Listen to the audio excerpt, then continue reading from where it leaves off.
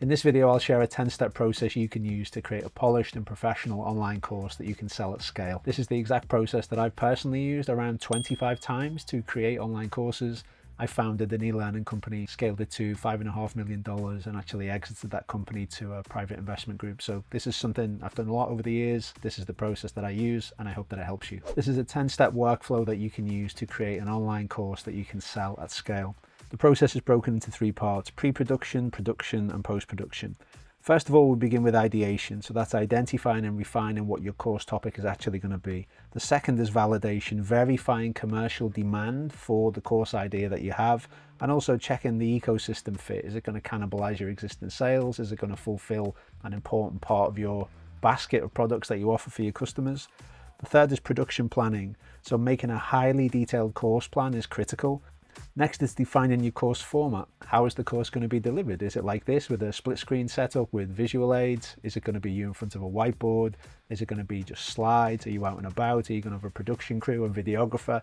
Basically just understanding what the format looks like. Next, developing your lesson plans and scripts. Very important, because without the course plan and without your lesson plans and scripts, the whole project will just grow legs and turn into a great big monster, and you will be trapped in project hell for a long time. The course plan and your lesson plans and scripts, that's where the success of your course is made. Then we move into the production phase. So filming the lessons themselves. So, you need to make sure you've got a sweet setup for your equipment, your filming structure. There's a whole bunch of performance tips that I'll share with you later for how you do deliver the material well. Production best practices, more delivery and efficiency tips, post-lesson course plan updates. So this is super important. This stuff here, where you're filling in the information about the lessons that you've recorded, that stuff becomes all of your marketing assets. So this is really important. This isn't an afterthought. This stuff here is going to be so useful for when you move to the next phase. When all of this is complete, you're going to be moving into a marketing phase. And what you do here is super useful. It can make everything that comes later way easier. The final stage is post-production. So the editing and the exporting of the course that you've made, the workflow, the file structure, and how you're going to handle that. And then building the product itself. So inside your course platform, you need to upload, organize, optimize those lessons on the course platform itself.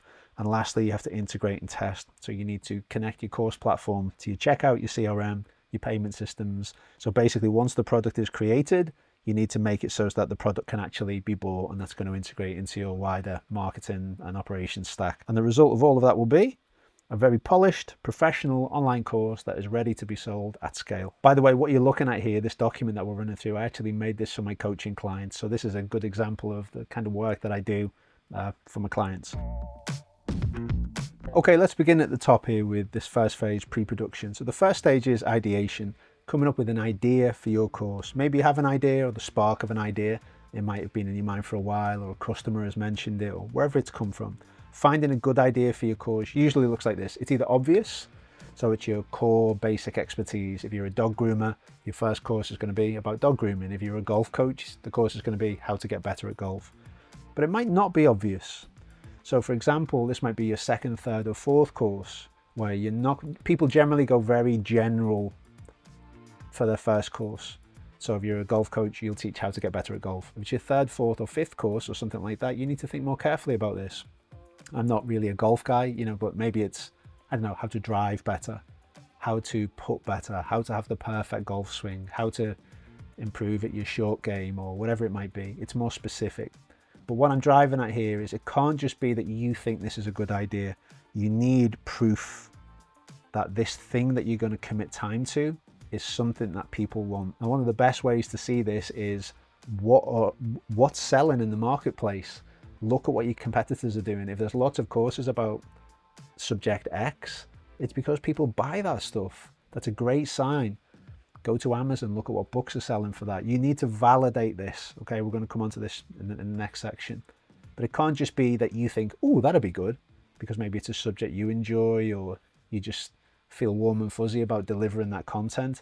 This needs to work commercially. You're going to commit a lot of time to this. Trust me on that. I've made this mistake. I only made it once. Boy, did it hurt. I made a whole course. I spent probably about 2 months on this, whole thing. It was just an absolute disaster. When we came to sell it, it was a complete flop. I only made that mistake once. And thankfully, every other course I've ever made, there's probably about 25, somewhere between 25 and 30 courses. They've all worked quite well, apart from that one. You only make that mistake once.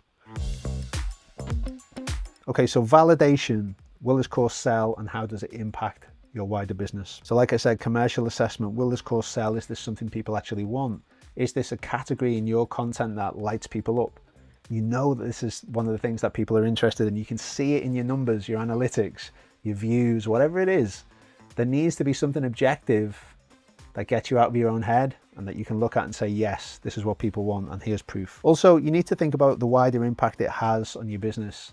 Is it going to cannibalize existing sales somewhere else? If you sell a generic how to get better at golf course, and then you start selling a how to have a better drive course, does that affect the sales of your how to get better at golf course? Do you see what I mean? Maybe you think that everything's great because you're getting sales for your course on driving, but then maybe you're actually losing some sales over on the other side. You need to think this stuff through. Another important point, which is kind of broader, is do you actually need the course? Sometimes in the past, what I've done is I've created new courses just for revenue because I was like, we need cash, let's make a course, because I had a big audience. Well, that's great, but actually that's quite short-term thinking. Maybe what you actually need is more leads, or you need to work on your sales conversion. What I'm saying is the answer isn't just to make courses. The more fundamental issue, if you have a course and it sells well and the sales conversion for it is good, maybe actually what you need is to just focus on leads. It's a tricky trade-off because you can be seduced by the immediate revenue of creating a new course because you know it works. You'll get quite a lot of revenue in the short term, especially if you have a big audience already. But you need to think more broadly than that. You really do. Honestly, I made this mistake for a couple of years. I was just on like a course treadmill where I was just making courses all the time. But what I actually needed to do was focus on leads. And when I did that, the business exploded. You know, so I had to forego some short-term capital to actually create a more valuable asset overall, which was great when the time came to exit the company. Okay, so once you've gone through the validation process, you need to define the course format. How is this course going to look for the viewer? Is it voiceover videos? Is it you speaking to camera? What visual aids will you have? Are you using a whiteboard, an iPad like this? Motion graphics? Are you inside? Are you outside? Is it static, dynamic? What's happening? Is it just you? Do you have a team? Have you got a videographer, an editor? We need to think about this whole thing. Is someone going to color the videos for you? Often your budget will dictate the scope of the production, and that's normal, but also you can be super, super creative. So even if you have a very low budget, there's still loads of tricks that you can do to make the course higher in terms of production value and feel. Okay, so as I just put here, just do whatever makes the most sense for you overall and for your student. Think about what the viewer, your student who's going to buy this course, what makes it work for them. It doesn't need to be fancy, but it does need to work. You need to convey the information to the viewer. So don't get paralyzed by trying to make it fancy. It doesn't have to be. It can be super basic. But as long as it does the job, gets the result. When someone buys the course, you've promised them an outcome. Your job is to connect that person with the outcome with the minimum amount of fuss in the middle. You want your course to be as short as it can possibly be to deliver that result. Okay? So next we need to make the production plan. This is probably the second most important part of the process after you've got your initial idea that needs to be validated. And I'd say this is the next most important part, because if you have a good plan in place, the project will fly. If you have a bad plan in place, you're going to be trapped in project hell and the whole thing grows legs. It's awful. You must have a really clear scope defined at the start. Your course success happens here. Don't feel rushed to get started and just get something moving. This is the expensive work that you're doing right here. You're basically defining your workload for the next month or possibly longer. So you need to really think carefully about this. I do all of this in Excel because it's just a great way for organizing data. And you are basically building the course outline in real time. Okay, so when I talk about a course plan, what I'm talking about there is a spreadsheet, columns down on one side, which has a unique identifier for the video. And the next step, you will have a series of columns. So it's course production plan, but it also becomes super valuable for your marketing assets, which we'll come on to later on. So when you start creating your course plan, you want to create a course outline. So this is basically just the first column of the plan. This is how I do it. And just define the terminology between categories and lessons. So what we're going to start off with here is listing the main themes that you should cover. We are not going to list everything that you could cover. Scope creep in an online course is very real. We're not covering everything that you could cover. We're focused on the things that you must cover. Now these are categories. All right, so it's just like if you zoom out 100,000 feet, you look down on this problem that you're solving. What are the main themes that you need to cover? What are the main categories? All right, once we're clear on what that is, then we can go into each one of those categories and expand with a list of lessons, okay?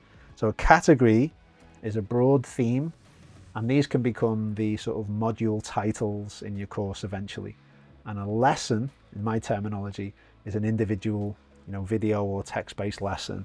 Sometimes people call them modules, but it's an individual unit, where you're going to actually present information to people. So once you've got your list of categories, review the list, delete until you can delete no more. You don't want anything to be in here that isn't essential.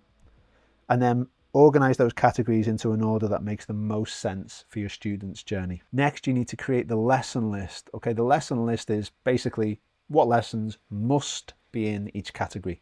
Must.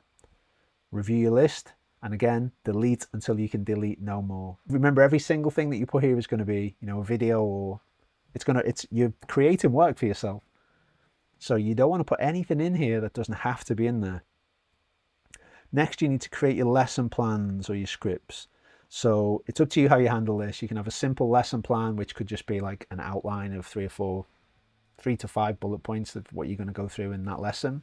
Or it can be an actual script that you read either through slides or through a teleprompter, or however you're most comfortable doing that. A good hybrid option here is to script your bookends. So that's where you specifically have a strong introductory sentence or two at the start to set things up in a strong and authoritative way.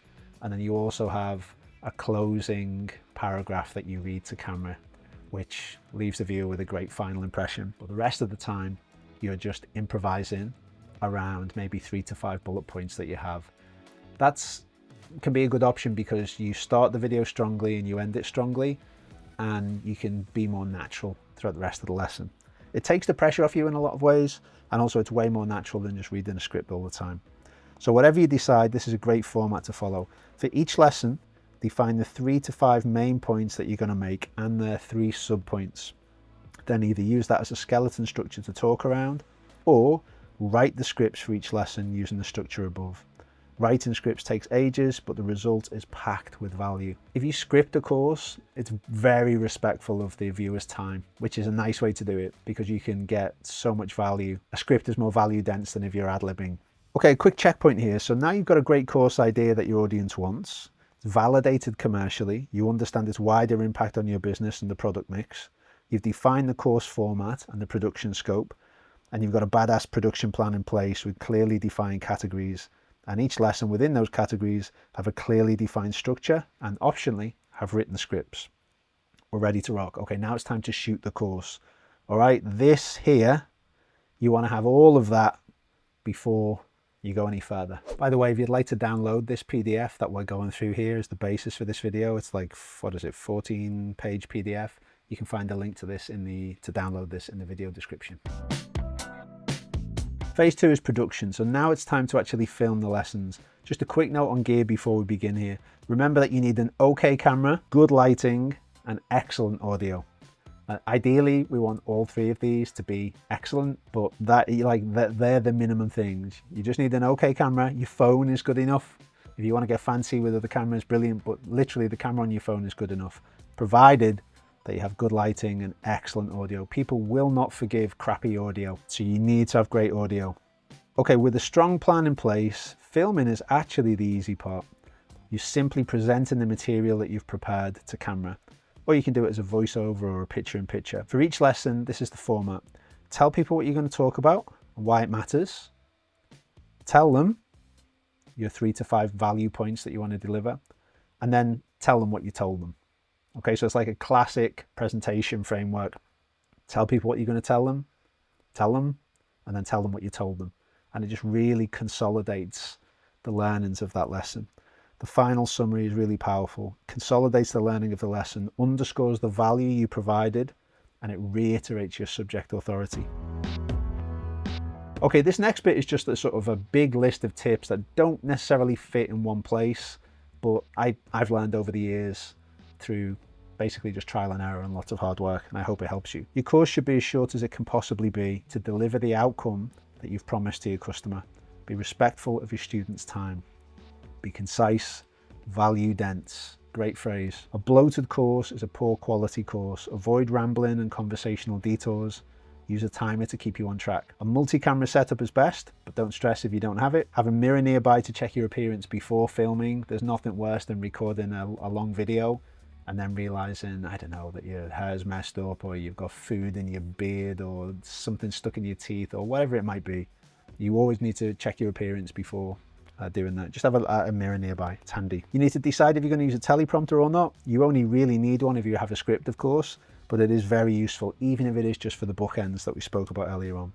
After you've set everything recording, do 2 loud claps before speaking. So you just clap your hands, just allows you to sync the audio later, which is very useful. Film in dedicated batches. So when you've got momentum, you want to keep it going. It's really hard to get momentum when you're filming any type of video production, and it's easily lost, like stopping for lunch or just whatever it is. It takes time to get going again. So if you're in the zone and you're nailing the videos, just keep going for as long as you can. You know, I don't know how it works and I don't know why it works, but I know that it does. Don't overteach. Give your students the information in bite-sized mouthfuls. If you try to do too much in one sitting, they'll get information indigestion, and it's like trying to drink from a fire hose. Too much information. It's useful not to mention the context of the lesson. So if you're in a course, if you're recording a course video, it's useful not to say, and in the next lesson we're going to talk about X, Y, and Z, or to say later in this course we're going to speak about this. Or you want the video to just kind of stand alone, ideally, and not relate to other things. And the reason for that is you might want to repurpose these assets in the future, so they might become marketing materials. You're recording it as a lesson in your course, it might become marketing material in the future, or it could become bonus content for some other offers. If the viewer has no context that ties them to this product, then you can reuse the assets that you've made to your heart's content. And on a similar note, try not to reference the order of the lessons, because you might move them around in the future. I've done that loads of times where I've said, yeah, in the next video we're going to talk about this, or don't worry about that now, we'll cover that later. But then, because later on when you've finished recording the course and you're looking at the whole context, you've had to move things around in a different order, and then there's a continuity error for the viewer. So it's best just not to discuss the order of the videos at all. Use a clapperboard to make the file management easier and to know which audio files relate to which video files. So depending on your setup, if you're going to be recording with a camera, you need to match the camera video to the audio files later. So like I've got a clapperboard here, you know, that replaces the clap for the audio sync. And also you can use this to write, you know, the audio file number, the video file number as it will appear in your camera. Or the clapperboard is a really effective way to match disparate files up later. And of course, the other good thing is it becomes a thumbnail. So if you hold the clapperboard there for like 4 or 5 seconds at the start of a new video, then when you see those files stored on your hard drive, if you switch it to a tiled view, then you can see very clearly that you don't have to go in and watch the video to figure out what file that marries up with elsewhere. Okay, the next point is stay calm while you're filming. So all of your mistakes can be edited out later. So there's no pressure on you. And when you feel calm and relaxed, you think more clearly.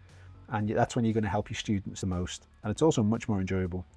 If you feel just relaxed, you know, it puts your viewer at ease, and they're more likely to learn and take on board what you're saying if the whole thing just feels relaxed, competent, and yeah, you're not uptight while you're delivering it. If you do make a mistake, immediately do 2 to 3 claps, which will highlight the edit points for your future self or your video editor or whoever's doing that, because they can just see the audio spikes in the timeline.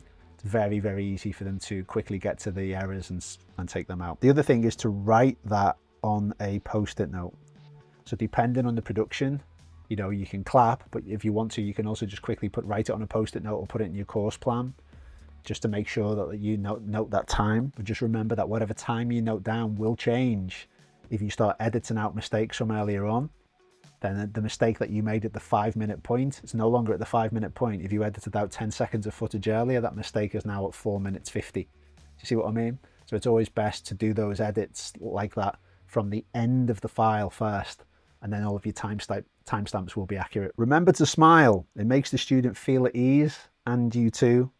Imagine you're hanging out with a friend or a colleague that you're relaxed around.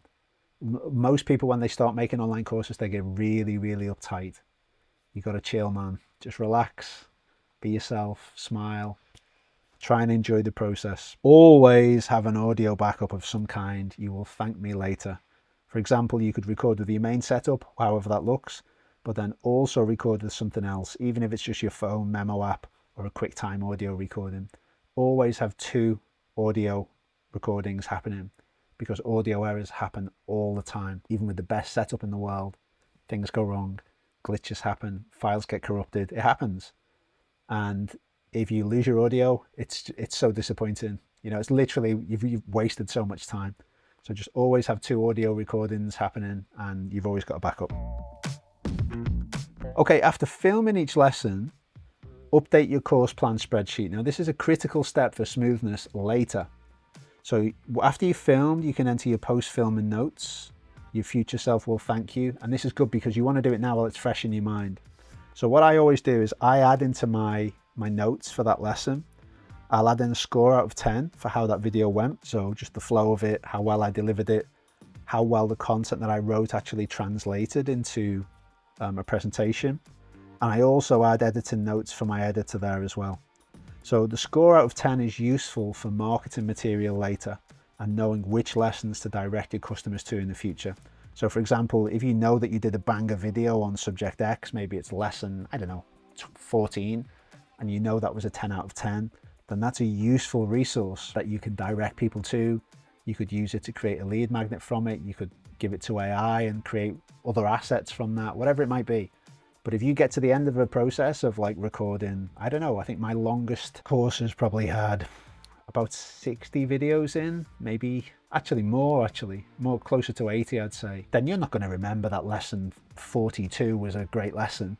It's long gone by the time you finish the project. So you have to update the course plan as you go.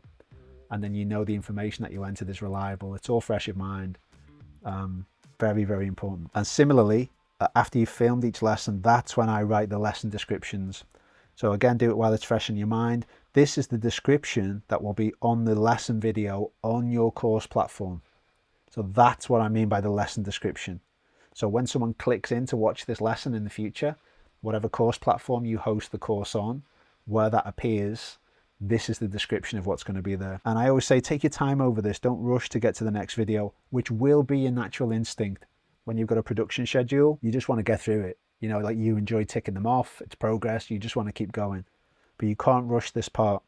So this part here becomes sales page copy. It becomes email copy and ad copy. Write it with marketing in mind and make the lesson sound appealing. So as I put here, an intro that always works is, in this video you'll learn, and you're basically just summarizing what you covered in the lesson. All of this stuff is really front of mind for you. You've literally just delivered a lesson on it. You've got 3 to 5 value points in mind of what you covered in that lesson. It's all fresh in mind. So this stuff becomes all of your marketing copy later. And while you're in the headspace of that particular lesson in that particular category, that is the best time to articulate and vocalize this stuff and define it. This is the value that people see on the sales page and think, oh great, that's covered.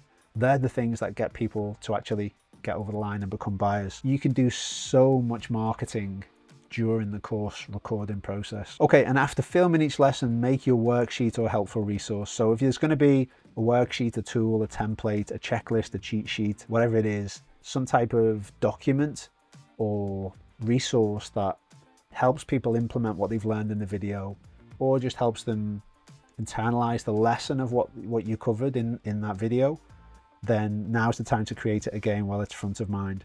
If it won't add value for the student, don't make a thing. Just move on to the next lesson. I like to do this immediately after I film the lesson because it's fresh in my mind. But you can do this before filming, as I did lots of times for this recent course. And you can also do this at the end of the pre-production phase if you want to. But just know that by that stage, the freshness of the content will have faded from your mind. So if that matters, sometimes it does, sometimes it doesn't. If it matters, do it now before you move on. And as I put here, just a quick tip for speed, You can always just give the video transcript to AI with clear instructions and tell it to make a worksheet for you if you're pushed for time. And then at the end of the process, you can add your 20% to what the AI made, but the AI has done the heavy lifting for you. All right, quick checkpoint. So now you've got a belter of a course filmed with lots of raw footage and helpful supporting materials. The lessons you made were polished, value dense and useful, and delivered in a relaxed and confident way. The video production values are strong and your footage is ready to be edited and assembled into a product that people can buy and benefit from. So now we're going to move into the last phase of this process, which is post-production. Okay, now it's time to bring all of this together. So let's dive in. This is the post-production phase. If you've got a team, then great. You can just hand the files over to them and they can get on with it. If you're doing this solo or you want like an outline SOP for your team, these are the steps to follow. So firstly, edit and export the final course lessons. You want to create a clear folder structure on your laptop or your PC, or things get chaotic really quickly. This is the folder structure I use. Number 1, original files. That's the raw footage and audio files. Number 2, project files. So this is the video editing project file, plus any supporting files like background audio, images, logos, sound effects. Basically the files that are going to be needed to create the actual video and the final video. And then lastly, the final files. So that is just the final exported video file and worksheet. Now, if you do this for all of your course lessons, everything's just super organized, really clean. You can easily get to it in the future. And it's very easy for you to back it up to an external drive or your Google Drive or whatever it is. Basically, what I always say to people is you want the structure to be so easy that a stranger could follow it. And if that's the case, then whenever you come back to it in the future or a team member needs to go in and get something, it's always going to be easy to find. The next step here is to edit the lessons. So I don't really mind what software you use to do that. They all do a great job. And then you need to export the final videos. So you can merge this process with the production phase, or you can wait till the end. So what I mean by that is you can record the video and then edit it and then finish it. But what I prefer to do is just record, and then edit. You know, I like to record the course as one thing and I just have my team edit it. But when I used to edit the videos myself at the end, I prefer to do that as a separate phase of work rather than while I was going along. Now it's time to build the product on your course platform. So it's time to add all of your exported lessons and content to a course platform where people can use the product that you've created. So you need to upload your material, build the course outline inside your course platform. Obviously this will change over time, but right now the best platforms are Kajabi, Teachable, Thinkific, ClickFunnels. They're all good enough to do the job. Although ClickFunnels has had some problems lately with hosting, so it's probably not the best one to use. I've personally used Kajabi for years and it's great, so I can wholeheartedly recommend Kajabi. So you need to upload your videos to whatever course platform you choose. Oh, by the way, if you're just getting started, Podia is quite a good value choice for courses. It's for what it provides, for the costs, it's a good value solution. But yeah, overall, Kajabi is my favorite. Upload your video to the course platform, fill in the lesson descriptions, your course details, and add your imagery. Now your lesson descriptions, hopefully you've already got them from your course plan because you were writing them as you went along. So it's just something that you or your team can just copy and paste over.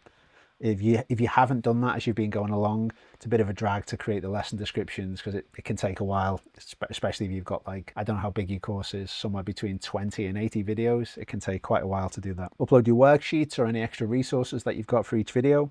So basically what you're doing here is you are creating the course product on the course platform. Once that's complete, you then need to integrate and test. So once the product itself exists and it can be used, you need to integrate that into your checkout flow so people can actually buy the course. So this integration will look different depending on what platform you're using, but you can use, Zapier or Make or N8N to integrate that. The reason why you need to integrate this into your CRM is 3 reasons. Actually, there's 4. So you can measure conversions and assess your marketing campaign performance. 2, so you can quickly measure lifetime value of the customers. 3, so you don't market the course to people who've already bought it. So people get really cranky about that. And lastly, so you can accurately target buyers with upsells. So that's why the course, like when someone buys the course, your CRM needs to know about that. So just in case you're not familiar with that, what your CRM is, we'll come onto this here, is the integration triangle. So it's useful to think of this part of the process as a triangle. This is how I've always thought about it. And this is good for training new team members on how these things are stitched together. So you have your course platform as one tip of the triangle. So that could be, as we just discussed, Kajabi, Thinkific, Teachable, whatever it might be. Let's say your course lives on Kajabi. That's one tip of the triangle. Your CRM is usually where your customer contacts are. Quite often it can be what you use for your email. So for sending email to your messages, so something like ConvertKit or MailChimp if you're just getting started, or Keep or ActiveCampaign or HubSpot or whatever it is. It's basically where, usually it's where you send your emails from, but it's also where you'll tag people who've bought your course.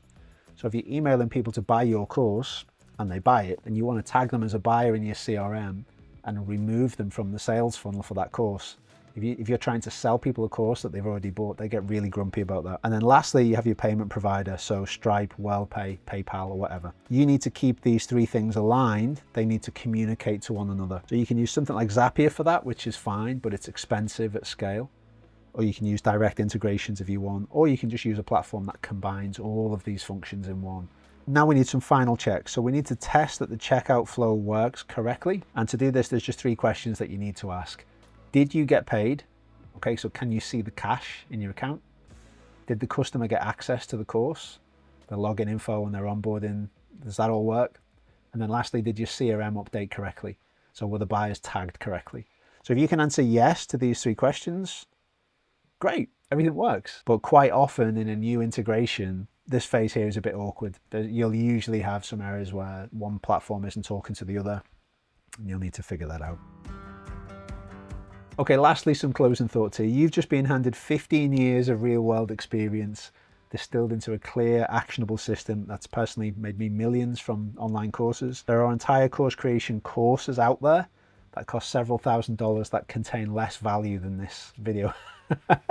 But here you've had it handed to you on a silver platter, the framework, the systems, some of those hard-won shortcuts. This is the kind of knowledge that reduces years of trial and error into focused execution. I hope it helps you. So a quick recap here. In this training, you learned how to take an idea and turn it into a commercially validated product that sells. We didn't cover the marketing side of it. This was a video about production. You mastered how to plan every lesson with precision, film confidently and efficiently, and build a course that looks and feels world-class. You learned how to stay organized through each phase, pre-production, production, and post-production, so your workflow runs smoothly and your final product delivers real results for your students and profits for you. If you followed along and done the work, you're now equipped to create courses that not only change lives, but generate serious income sustainably, professionally, and at scale. You now have the exact system that I used personally to create multi-million figure revenues from online education and online courses. The next step is simple. You've got to take action. The value of the training isn't in what you've read or heard today. It's in what you do next. So listen, we covered a lot of ground today. I hope that you found this helpful. If you would like me to personally coach you or help you with one of your own online courses, head over to boldfreedom.com,